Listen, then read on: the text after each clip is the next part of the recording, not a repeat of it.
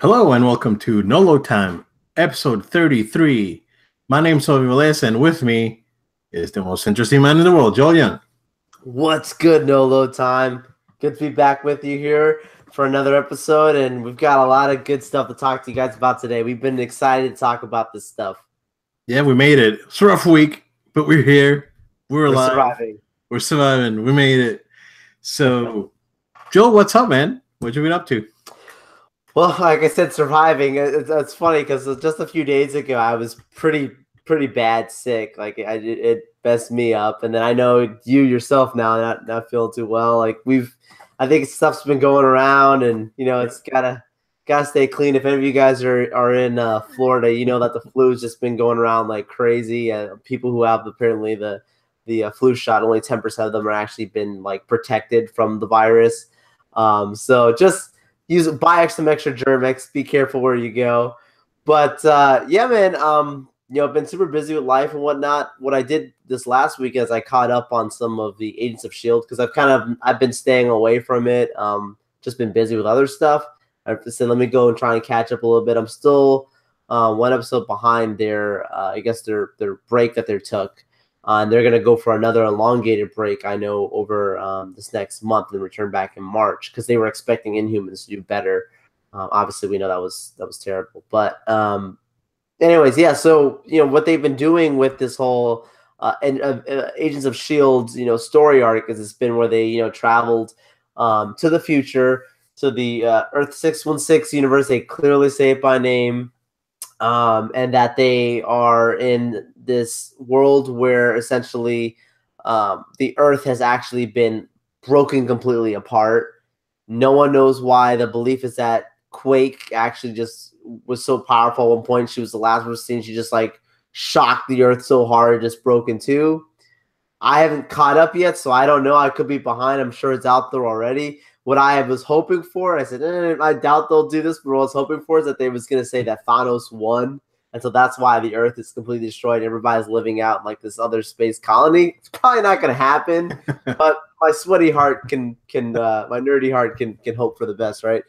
But yeah, I mean, I think it's been actually a pretty interesting storyline.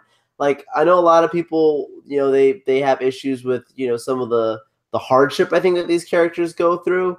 I'm not going to say that I appreciate all of it, but I understand it. And it does have a linear storyline, and that's what makes it different from The Flash and like Legends of Tomorrow, where it's been a Freak of the Week storyline. It's been like, okay, this week we have Mr. Twirly, and this week we've got, Jack in the Box dude, and like I'm not trying to make fun of the show. I'm just saying like it's been that kind of formula. And people like The Flash, and I watched The Flash, so I get it. But with Marvel, what they've done is they've given us a linear storyline leading up to what's going to happen. So say what you will about the show, I do appreciate that arc that they've done. And I'm interested to see where it fully goes. I'd seen this first episode for the season when I was at New York Comic Con. So now I'm seeing it come to its conclusion very soon. And I think I've been happy with what I got so far. But yeah, man, that's it for me. I mean, I don't know what you've been up to, Obed. Yeah, I never caught on to Agents of S.H.I.E.L.D. I watched a couple of episodes here and there, and I really wanted to watch it because of Coulson, but never clicked. And I dropped off Flash and the other DC guys a while ago. So unfortunately, I need a lot. I have a lot of catching up to do, but I've been spending my time with this little gem right here. Hey. And this game here, man, it's really good. So I just want to do a quick review, right? And of course, if you didn't see it, it's Dragon Ball FighterZ or Dragon Ball FighterZ, however you want to say it. Phenomenal. This game takes the best of. So the best way I can describe this game is Marvel versus Capcom mixed with Guilty Gear with training wheels. Because it has the 3-on-3 team battles that Marvel vs. Capcom 2 started, and uh, Ultimate Marvel vs. Capcom 3 or Marvel vs. Capcom 3 continued. It has that, and it has some of the complexity that those games have, because there's a lot to learn. This is the perfect example of a game that is easy to learn, hard to master, because it has the complexity of combo wise of Marvel, and some of the complexities of Guilty Gear, and the art design, or not the art design, because this is Toriyama art design, but the look of Guilty Gear, the XR series, so XR Revelator Rev 2, and it just takes those two things and just mashes them together, and out comes Dragon Ball FighterZ. It's probably the best off the bat, best fighting game I've played since probably Marvel vs. Capcom 2. Wow. So in the last maybe 15, 17 years, Marvel 2 was 2000, if I'm not wrong, maybe 99. I think it was 2000. Yeah. And this was like a revelation. When the first time I saw Marvel, was like, oh my gosh, this is great. This is a fantastic fighting game. This is all I've ever wanted, have all these Marvel characters and all these Capcom characters and over 50 characters to choose from, making this 3-on-3 phenomenal, But then I've always been a fan of Dragon Ball since mid 90s, when I first saw the original Dragon Ball, and then Dragon Ball Z. But this game just takes it all and just makes it better, Joel. I'm so excited for it, and it's doing so good. They just announced today that they've sold 2 million copies, or between sold on digital and shipped, 2 million copies. So it's by far the highest selling ArcSys games that ever. I think their best selling game was Persona 4 Arena, was around 800,000 copies. So this is at 2 million right now. So they're doing phenomenal. The game is really good. What I like about this game, Joel, is that it takes, like I said, it's Guilty Gear on training wheels. So you have everything's an auto combo. You have a light auto combo and you have a medium auto combo. The great thing is that you have a launcher move that you can mix up with. If you do your light auto combo, you will perform that move automatically. But if you mix it up with the medium, the light and medium, this launcher move, you can extend your combos, and you can make your combos longer, and you could include special moves, and you could include super moves. So it has some really cool mechanics that it adds, that it really changes up the way you play a fighting game, because instead of having a standard throw mechanic, what it has is what they called, I believe, Dragon Rush, and it's basically like a quick combo. So you do a quick combo into a launcher, then that you can convert into another combo. So just changing that mechanic alone, it's awesome. The game looks phenomenal. This is one of the best looking games I've ever seen. Like Guilty Gear was up there because the art designer in Guilty Gear is so good, but this just they've mastered their craft. And to make so RIP Marvel. Because this game is built on the same engine as Marvel vs. Capcom Infinite, and this looks infinitely times better than Marvel. Great choice of words. It's ridiculous. I mean, you can compare both games, and you would, oh man, how did Capcom come up with that? I mean. And I'm thinking, I don't know what the budget for ArcSys was to make this game, but it had to be somewhere close or less than Marvel versus Capcom Infinite's. And the way this game looks and the presentation, and then it has a really robust arcade mode, has a really cool story mode that's like, kind of like playing a board game, mixed with your story bits. So the way they incorporated that, it's phenomenal. I had a lot of fun with it. I finished the first section and then I jumped into arcade mode because arcade mode is so good and so robust, and I just kept going. I was like, I'm just gonna keep playing arcade mode. The only thing I don't like, and I think they're fixing it today, if I'm not wrong, is that when you launch the game initially, you are thrown into a lobby, and from this lobby, you have your different play modes. So you have your arcade, your online, your story, your practice, and your shop. So all of the options are in this lobby. And an issue that I had over the weekend is that the game was doing so well that all these lobbies were full. And I spent 2-3 minutes trying to find lobby because it didn't have like an auto lobby option, and it just kept kicking me back until it said, okay, pick a lobby. And then I picked a lobby and I was able to get in. So I believe they're fixing it today.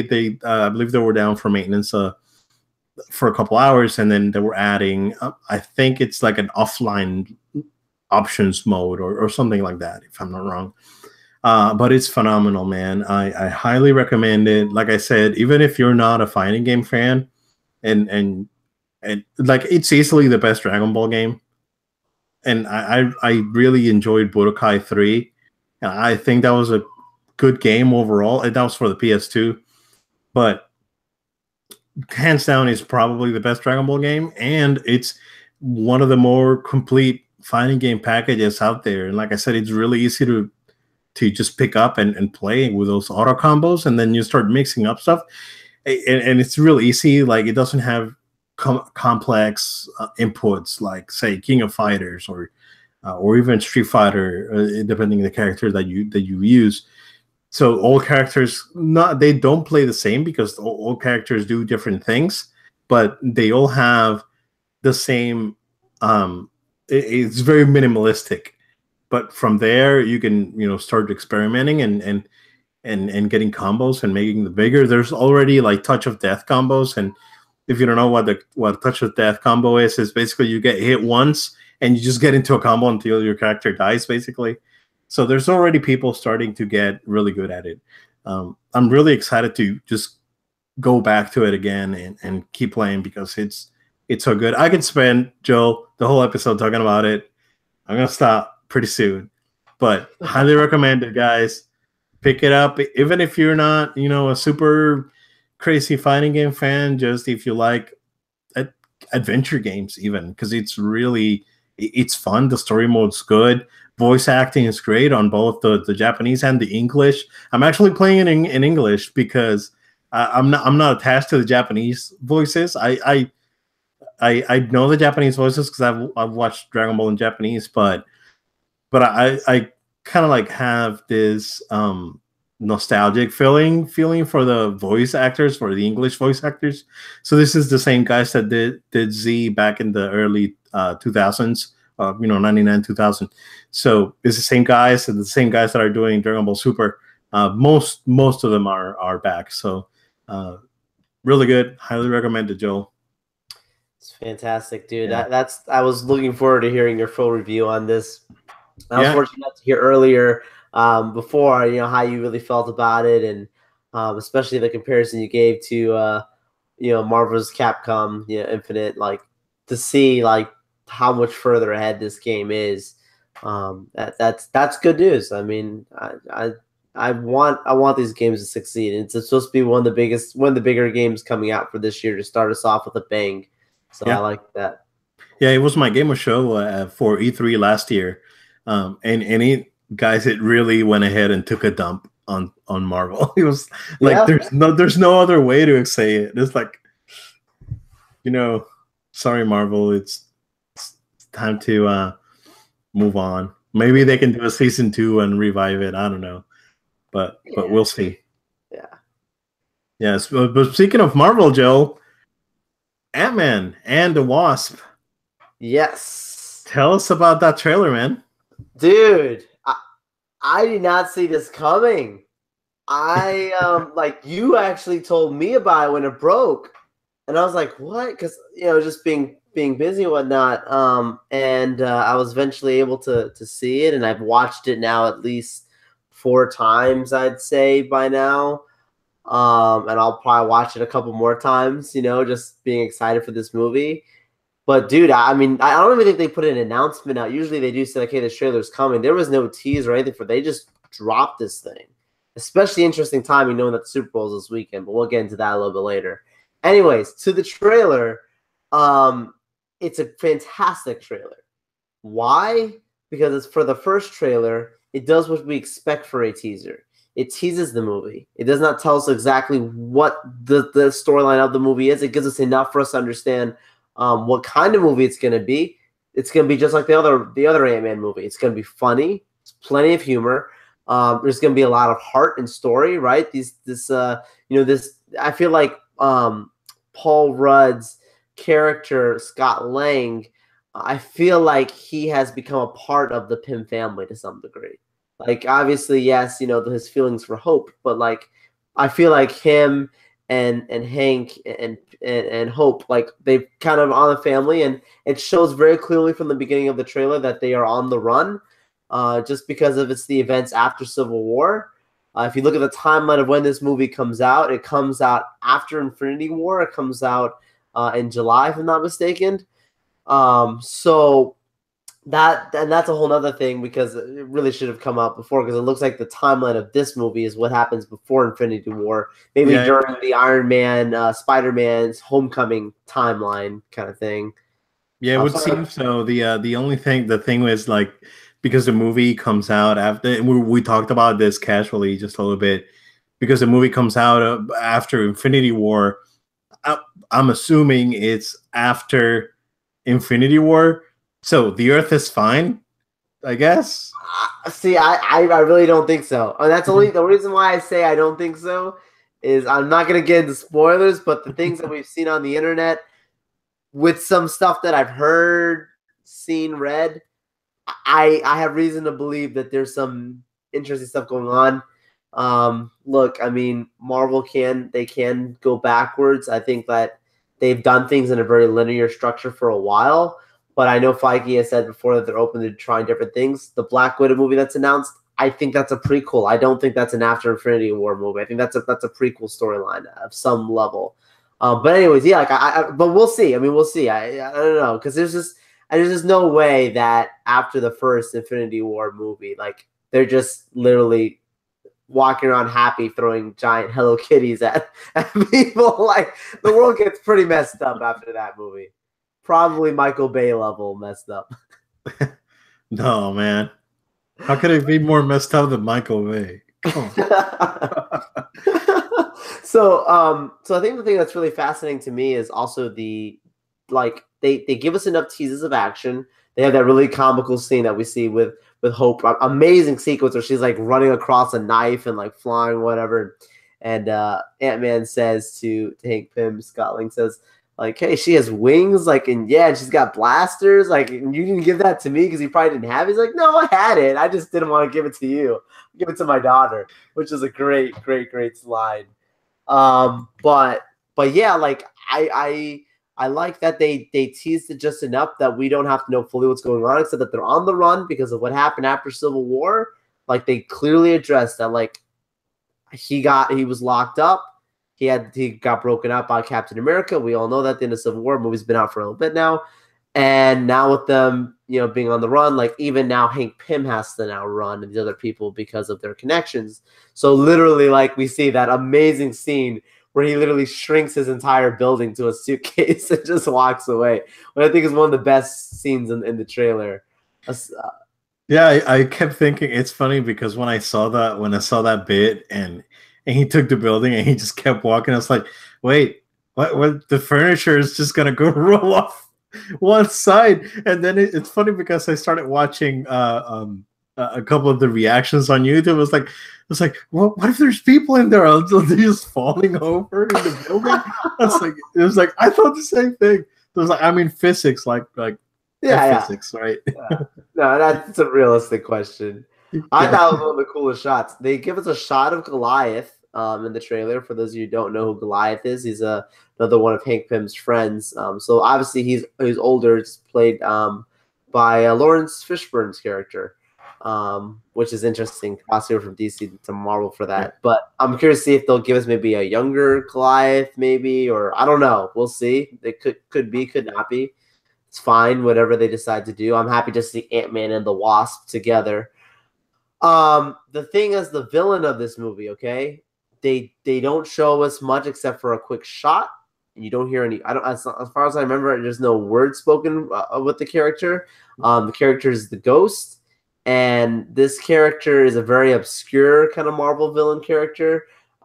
She's a character that like you. Like I think in the comics it's actually a guy. I've not read anything that with the character. I had to do some research on this. But yeah, the character can actually turn themselves basically invisible like a ghost. They've actually figured out a formula to make themselves invisible so they can steal stuff and do some very criminal things. The character is a little more of an anti-hero in the comics apparently. Obviously the character is a straight up a villain in this movie, but we'll see how it goes and it turns out. Interesting to see another female villain for Marvel, because Marvel for a long time only had male villains, and then in Thor Ragnarok they broke that streak and they had Helena, which is fantastic. Thor Ragnarok is phenomenal. Go see it. But in this one now we have another female villain with this Ghost character. See how this character is. I think it's cool that they've changed it up in that way. Maybe this character will survive past this. It won't be just like how we had a Yellow Jacket and then just gone. Maybe we'll actually have more than just that. I'm hoping Marvel really steps it up. But I'm okay not knowing much about the villain or that kind of stuff. It's a tease. It's supposed to just get us excited. It got me excited. The only thing I think that was a negative for me is I think it's because this character is a character that most people I know really liked this character. Was Michael Peña's character, Luis, was not in the movie, is on the trailer, and I know he's in the movie because he said that he was going to be in the movie, but he's nowhere in the trailer. Missed opportunity to me. Even if you had him say a one-liner or a shot of him just being in there, people remember, I think, the first Ant-Man movie for Scott Lang, Michael Douglas, and I think that character Luis. Like that it just sticks out. It was so good. Storytelling. Yeah, he was really funny. Like, I would have liked him to actually do a recap of the entire MCU. I would actually just love to see him recapping everything since like in chronological order since Captain America. So this guy spoke to this guy who got the Avengers because of Nick Fury, and this guy. That'd be really cool. Yeah.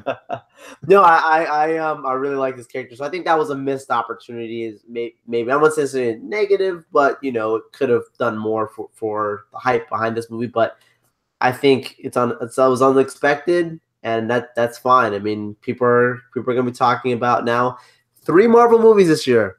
Black Panther comes out, which we'll get to that in our next topic. We got the Infinity War movie, which is going to be the event of the summer, and then you've got Ant-Man and the Wasp. Those are 3 MCU Marvel Disney Cinematic Universe movies. We went from 2 to 3, man. It's good time to be a nerd. Yeah, they're not doing one in November this year, right? No.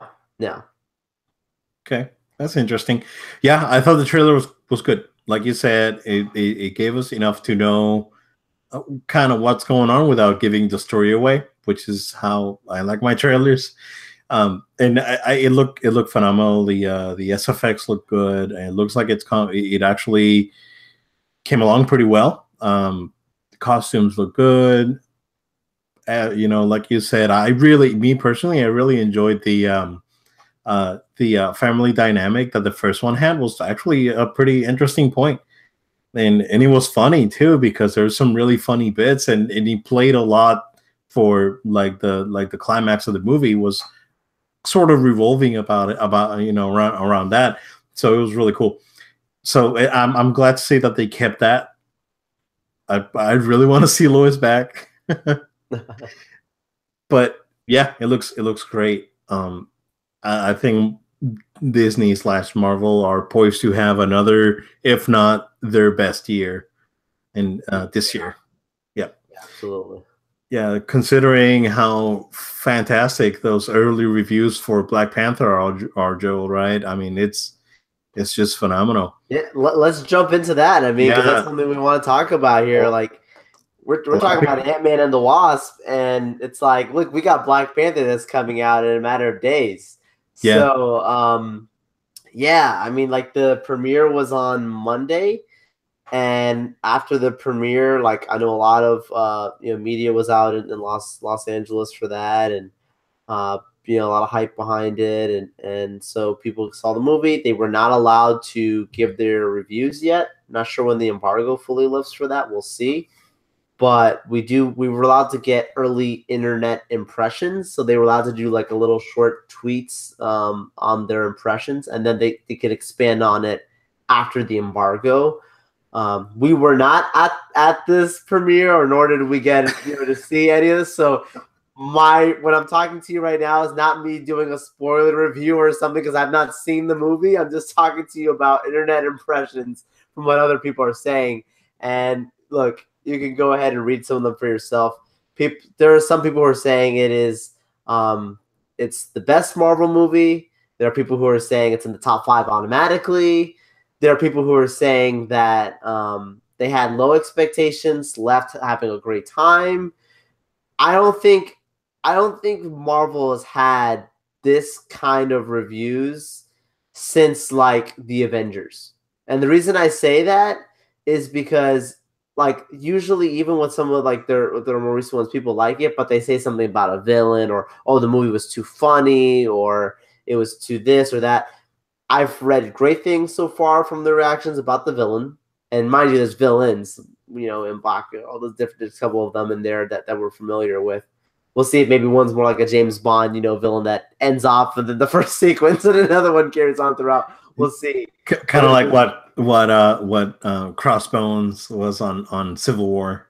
Perfect example. Example. So yeah, there could be something like that. But like, yeah, we're just villains, and obviously you get to see his kingdom and what have you. And people are saying they're really excited with the family dynamic.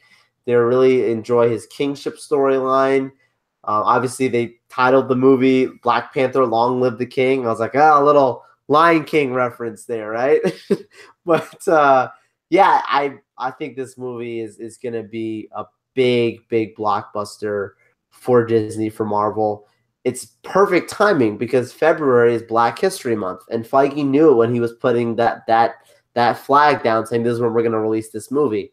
I mean, it's surpassing in pre-sales. It's got the positive publicity that's getting from the press, people who have already seen the movie. I can only imagine when the embargo lifts that Rotten Tomatoes is going to be super high report. I'll be shocked if it's anything less than 90%. I think that when you look at the cast of people they have, Chadwick Boseman I don't think I've seen a bad movie with the guy. The guy could be Jackie Robinson. The guy he's done so many different movies, and I think he's nailed his roles. So, and we saw him in Civil War already as Black Panther. Yeah. So I don't think there's anything to be, and this is not me just trying to just say positive things. You can look this stuff out yourself. I'm not being paid by Disney or Marvel to say this stuff. I mean, it just looks really good. Obviously, I'll have an opinion of my own. I have an opinion of my own after I see the movie, and I'll be sure to talk about it here. But I just thought it's interesting to see the internet reactions. Yeah, I also heard that it's one of the best looking movies. Like I heard someone say it's like this is probably the best looking movie I've ever seen, because the cinematography on it was so good that it was like it was just mind blowing, and on how well presented everything was, and the colors they used, and everything was top notch, and people are really happy with it, man. I also heard that there's DC fans plotting to go to Rotten Tomatoes and to lower the viewer reviews when they come out. Sorry guys, I mean, it can't be so salty. I mean, you're gonna get sodium poisoning at some point. Sodium poisoning. Come on, guys. No, it's great you actually mentioned it in the beginning about the how it's one of the most visually like best looking Marvel movies, one of the best looking movies just in general they've seen. Remember, I said it on the last episode, the cinematographer for this Black Panther movie is nominated for best cinematography in the Oscars as she did Mudbound. So I mean, you're nominated in the Oscars for best cinematographer. They don't get their stuff wrong about people who are talented. Yeah, I'm sure you'll go see it. You'll tell me how it is. I'll buy it when it comes out. Absolutely. It's a February movie. It's going to be hard for me to see in the movie theater, but we'll figure it out. That's right. That's right. We'll be sure to get that update out there. Yeah, get that review going whenever it comes out. That's right. But Obed, I know we got some interesting Microsoft news that we talked about this week, and we said, man, we gotta talk about this. Yeah, it's. I think it's time to bring back our old section. Microsoft, what are you doing? It's back. It's just this is all speculation and rumors. This is nothing. I'm not an industry insider. I'm not a journalist. I haven't interviewed anyone. Like we've said before, but we've all known that Microsoft has had an issue, not necessarily selling consoles because they're doing fine with what they're selling. I mean, granted, it's slowed down quite a bit when PS4 has really kept up with demand and the industry. The Switch has broken records. The Switch actually, Joel, just outsold lifetime Wii U sales. I think it was Tuesday, if I'm not wrong. So Nintendo's doing fine. Sony's doing fine when it comes to their consoles. But Microsoft kind of struggled, from the start. The launch was rocky, and some of the stigma that launch created, they weren't able to shake it off. So their sales haven't been great. They're around 36 million consoles worldwide right now for their Xbox One, and that's combining the One S, and the One X. Yeah. It still gets me, man. That naming convention is so weird. But what Polygon did an article about the issue that Microsoft's having with content, where they have this Games Pass program that Microsoft just announced it, and we forgot to mention it last week. I know last week it was kind of like a packed week, so we didn't talk about it, but. Last week, Microsoft announced that their Games Pass program will get all first-party titles on day one. So for $9.99 a month, you can get on day one. You can get a Microsoft or Xbox first-party game to play on the Games Pass. So something very, very interesting. It's something similar to what EA is doing with their with the program they have on the Xbox as well. So what it's interesting, Joel, is that this Polygon article is mentioning that Microsoft is looking to acquire studios, whether it be smaller studios like they're still a small studio, the guys that did PUBG. So there's rumors that they're looking into purchasing those guys. But the one that's crazy, Joel, to me, because of the licensing nightmare that this could be, is Microsoft acquiring EA. And this is speculated on this article. So the big thing is that Microsoft has $130 billion in cash that investors, or basically the board, wants the company to go out and buy stuff with that money. It's like, hey, don't keep that money. That it's your cash on hand. Go buy something, right? EA's valuation right now is around $35 billion, so they could easily acquire EA. Where this becomes an issue, and again, I really want Microsoft to succeed, and competition is good, and competition drives innovation, and all these things, right? I'm a firm believer, strong believer of that.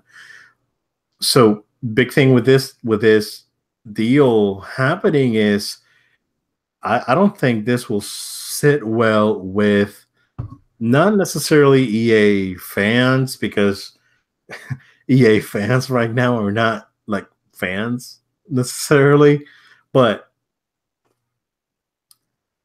what's going to happen? What was the impact that something like this would have on the licensing that EA products have? I mean, things like Battlefront, Disney is. I'm sure Disney's not going to sit around and let all this be Xbox exclusive. They're not gonna. They're not gonna want that. Um, the NFL is not gonna leave the PlayStation people out with Madden. So when it comes to that, it's kind of, it's kind of weird. I'm sure FIFA's not gonna want, especially with how well the PlayStation has been doing in Europe. They're not gonna want their franchise game to not be on another 74 million consoles. So maybe my thinking is that maybe Microsoft is doing this because of the EA back catalog. This could be something that Microsoft is looking at previous EA games that EA owns, and being able to offer those games on this Xbox or Microsoft Games Pass. Because right now they really don't have a lot of content, and they only have two big exclusives for 2018 right now: Sea of Thieves and Crackdown. If that even Anthem was delayed, right? Anthem, EA officially announced that Anthem's going to be delayed till 2019, and they also announced, I don't know if you heard this, Joe, that the Star Wars game, the single player action adventure game that Respawn was working on, yep, that's going to be fiscal year 2020. Oh wow! So that's going to be like a next gen release title. Pretty much. Yeah, PS5. That's going to be like a, most likely like a Shadow of Mordor scenario where it came on Xbox One and PS4 first, and then there was a stripped down version that came out for previous gen. Or say, for example, like Metal Gear Solid 5, which came out for everything, pretty much all the consoles at launch except Nintendo, and PC came out like a month later. So I'm concerned because Microsoft, if they do something like this, they're not, like, their fans are there, and their fans are going to be supportive of the product. Of course, there's a lot of people that moved on to another platform, like whether it be PS4 or Switch or PC. Which PC right now, I mean, they're in a whole lot of trouble with shortages because of cryptocurrency. Video cards are being scalped, and prices are ridiculous, but that's another story. But Microsoft will be basically buying a bag of hurt. That's a Steve Jobs quote. That's a good one. Yeah, bag of hurt means that there's a lot of baggage attached to what they're doing. It's like they're buying EA, which has this. I would say not bad. Like they really kind of like poisoned the well, if you know what I mean, with microtransactions. And we'll talk about that in a minute. But they're gonna carry this over to Xbox, and then you're gonna have gamers and fans assuming, hey, Microsoft's gonna start doing the microtransaction thing, just like the rumors got started where the no use games thing back in 2013. Crazy. So Microsoft's going to inherit this, and they're going to have to be able to work with it. And I don't know if they're ready, because they're still lagging behind Sony and Nintendo when it comes to console sales. Not necessarily Nintendo, but I know Nintendo is going to surpass them, if not the end of this year, by summer 2019. the Switch would have outsold the Xbox One. That's my prediction. So you heard it here first. And I was gonna add in there. You're mentioning EA, but the Polygon analysis article also mentioned Valve, which is another interesting acquisition because EA would already stir the pot, but Valve might also really anger some people. If that happens, well, here's the thing: like they can operate Valve as a separate company, but Microsoft doesn't like to do that. They like to they're moving into a services model. They like to keep things on their umbrellas, right? There was like Link, where it was Skype, then Link, then went back to being Skype. So they like to keep their things branded, and their brand needs to, but the Microsoft brand needs to be ahead of everything else in their minds, and that's how they operate, and they've been very successful by operating that way. But my if they bring Valve, the benefit that the PC community will have is the Microsoft infrastructure. You know, they have, if not, I want to say the best, if not one of the best cloud infrastructures right now, top 3 probably, and the PC community will definitely benefit from that. Whether it be matchmaking on PC games, dedicated servers, download speeds, storage, all these things that Microsoft couldn't bring over. So I think the benefit would be great. I don't think the community is gonna stand quiet, and I think there's gonna be a lot of outrage. And there's going to be a lot of people that are going to be very unsatisfied with this move. Wow. So, and going back to microtransactions, Joe, with his investors or investors call that EA had this week, where they officially delayed Anthem. They touched on the Star Wars title. They went back to Battlefront 2. So the original Battlefront, in the same time period that Battlefront 2 has been out, sold 13 million copies, around 13 million. Battlefront 2 has sold 9 million. I'm I am 100% sure that if there would not have been the type of controversy that this game had, they would have sold 16 million. It's EA's fault. It's their own fault. And now they announced that soon, not sure when, but very soon, they will be bringing microtransactions back. They were going to be flipping the switch, start charging money for these pieces of content. At this point, I've played Battlefront 2 quite a bit. I've gotten what I wanted. I have the gear that I wanted. I'm fine with it. They can turn it on. It would not affect me in the slightest. I'm still active in the game. I played last weekend, and it's still very good. I have no issues finding games. The game's a lot of fun, but I don't know, Joe. I'm not too happy, but I'm not like up in arms like, oh no, this is the end of the world and this is all terrible. Like a lot of people are. I know that a lot of people get really outraged when this sort of thing happens. And again, businesses are out there to make money. Businesses are not charities, and I've caught flack for it again. I say it, but it's if implemented properly, if they're not going to be selling the best thermal detonator, and they're gonna start selling skins for characters, that's great, because I'm tired of seeing the same dude on the Rebels every single time. Yeah, yeah.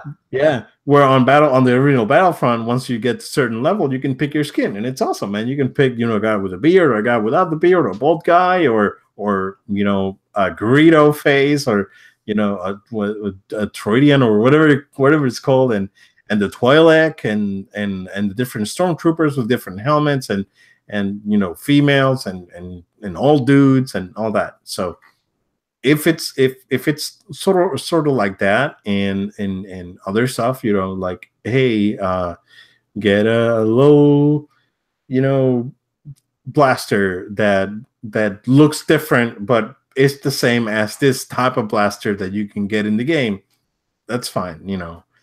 um I know that DICE said that they are um working on a major rebalance for progression that's coming out soon. So maybe that's it. Maybe they rework the progression, and they're gonna put the microtransactions back in, and that would not affect me, and I'm fine with it. I'm almost at level 20. I haven't played a lot, but I think I'm level 19 right now. I have the gear that I want. Um, I wouldn't mind it, but what do you think, Joel?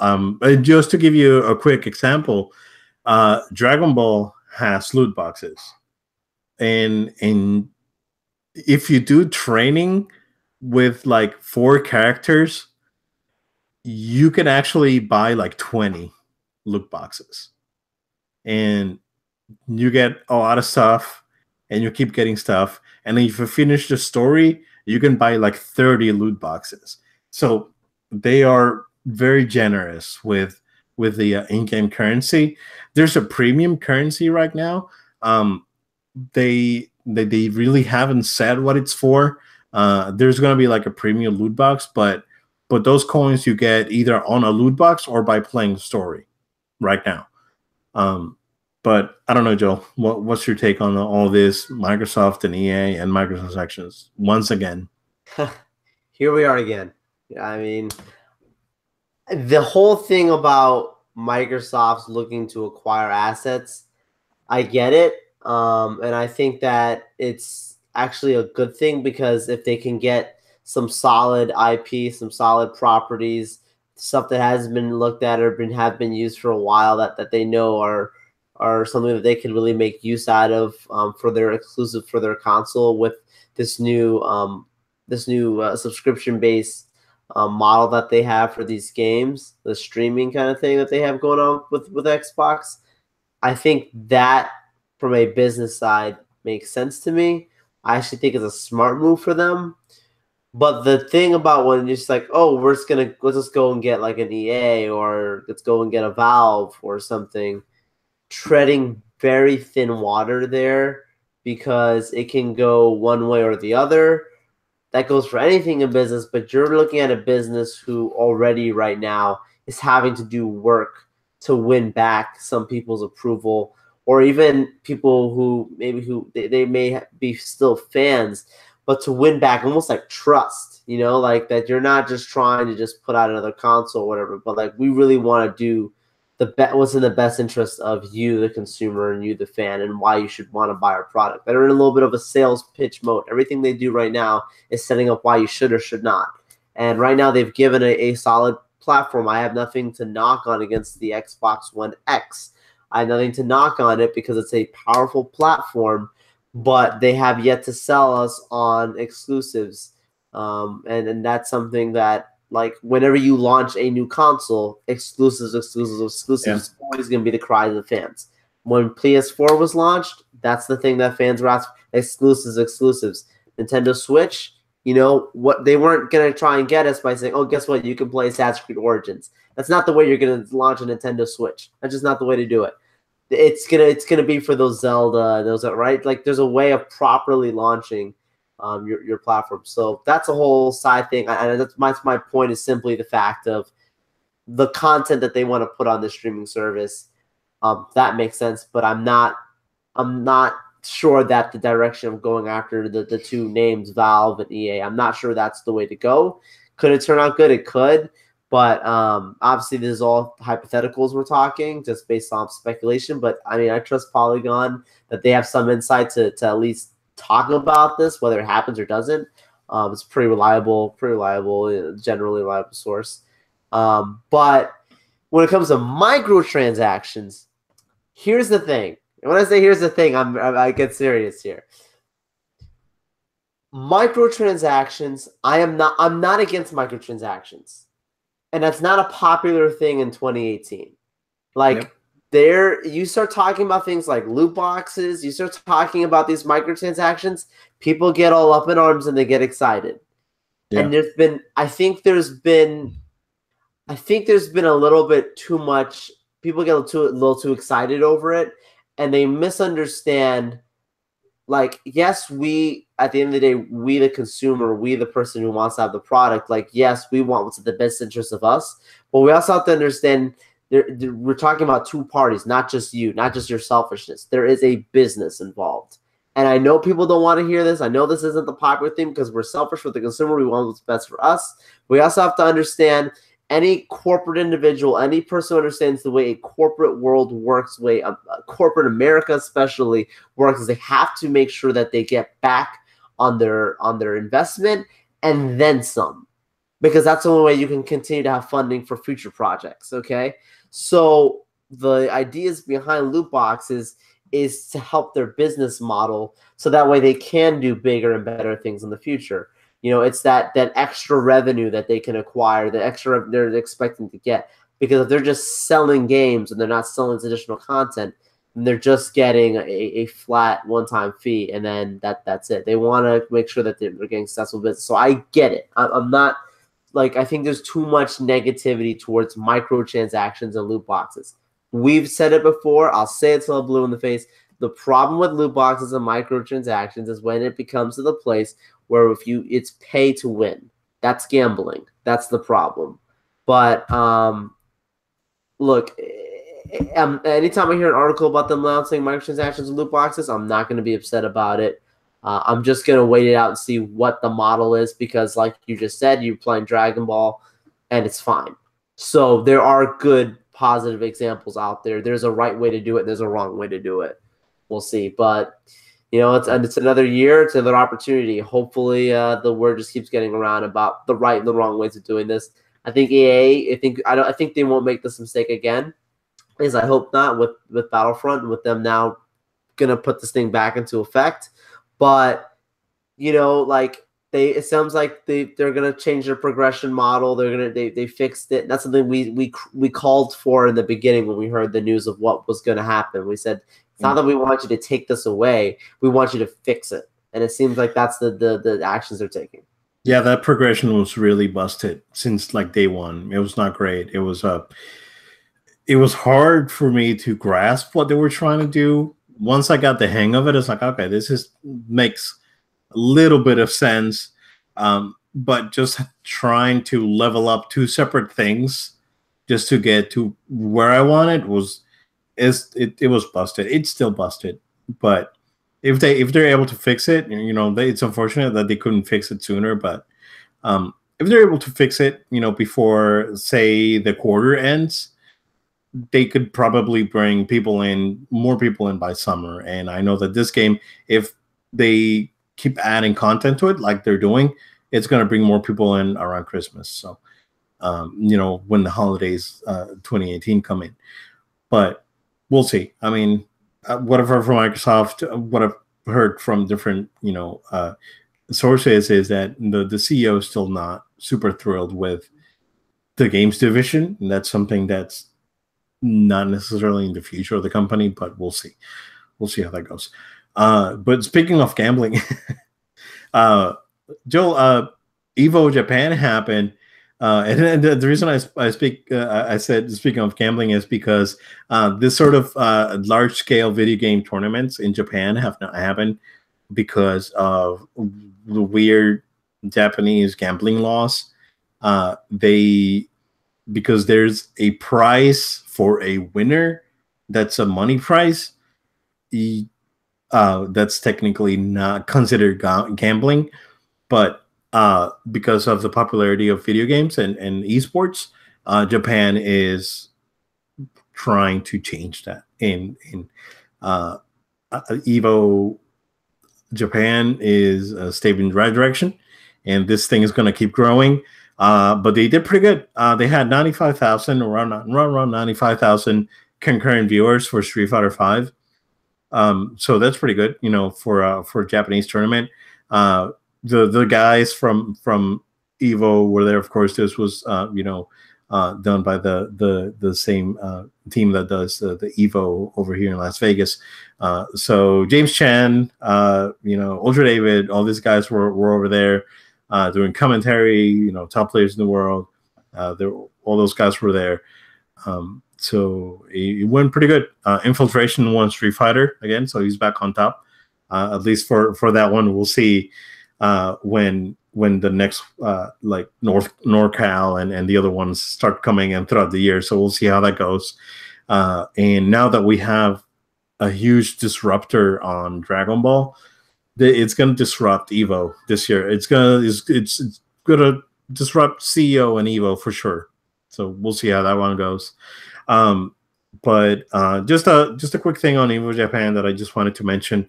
And that's what I got, Joel. Unless you got anything else. All I gotta say is I'll be watching tight this weekend. It's Super Bowl weekend here in America. It's it's like a holiday for us, really. Pretty much, yeah. You spend the whole day just really enjoying. Whether you're someone who's into football or not, there's plenty going on. And when we're talking about plenty going on, talking about trailers, commercials, different stuff comes out. Most of the commercials start coming out in advance these days. I actually don't like that. I prefer to see it on TV. I don't like this early stuff, but that's old-fashioned. No big deal. There's a really good Doritos commercial that's going to be on there, and I highly recommend people to watch it. If you're a Game of Thrones fan, it looks hilarious. It was hilarious to watch. But yeah, there's 2 Disney spots that are confirmed. One that's 45 seconds, another that's 30 seconds or something along those lines. My hope is that one of them is Infinity War. The other one, I don't know, could be 2 Marvel properties. Could we see another little Ant-Man tease thing because of Ant-Man being out? Could it be something in regards to Incredibles 2? That's another, in my opinion, it's a superhero movie to some degree. It's super family. Yeah. We'll see. I know I think it was last year that we got the Pirates of the Caribbean one instead or whatever, but we'll see. We'll see what this year, my hope is that the 45-second spot that we get is the tease for Han Solo. That's my hope. And I saw that GameSpot posted an article today that there's a very high probability that, again, it's like Solo trailer tomorrow. Stay tuned, subscribe, right? But there was very strong rumors that there's going to be either a Solo trailer tomorrow before the weekend starts, or there will be a spot at the Super Bowl for Solo. And I'm just saying, like, that makes perfect sense. It's something just straight up, like, it really should happen, because remember, this movie's still scheduled to come out in May. It's less than 5 months and we don't have a trailer. Yeah, 4 months. Ouch. Pretty much. Yeah. So if you don't get, and we're saying that the chances are really super high, it's probably going to happen. But if you don't get a trailer, if we're talking balls and it doesn't happen, time to press the panic button, because then we're in some serious trouble. I still think that they could have recovered the movie based on the reshoots. I think it's possible because of Ron Howard, but I don't think it's going to be the most spectacular Star Wars movie. We'll see. I just need to see a trailer. I need to see a trailer. I need to see some marketing material. Like I said, cautiously optimistic. We'll see. We'll see. Yeah. So, Joe, where can everyone find us? Yeah, guys, thank you so much for watching this episode of No Load Time, taking time out of your day to watch us. We really appreciate it. We want to make sure you stay connected with us on social media by giving us a follow at No Load Time. That's at No Load Time on Facebook, Twitter, Instagram, and Twitch. By there on our social media, you can go ahead and see when we'll do updates, when a new episodes comes out, some fun little stuff every now and then that we put out there. Another thing we want to make sure you guys do is, if you are listening to the podcast version, on iTunes or Google Play, go ahead and give us a subscribe. That would really help us out. If you're listening on iTunes, you can drop us a review. That's really awesome. If you are watching us on YouTube, please subscribe to our YouTube channel. Give us a thumbs up if you really like this episode. Drop us a comment. We really appreciate your feedback. Same thing when it comes to feedback. You can also shoot us an email to noloadtime@gmail.com. That's noloadtime@gmail.com. We thank you and appreciate you guys so much for staying connected with us. And we look forward to the next episode. Yeah, thank you guys, and we hope to see you next week. Have a good one.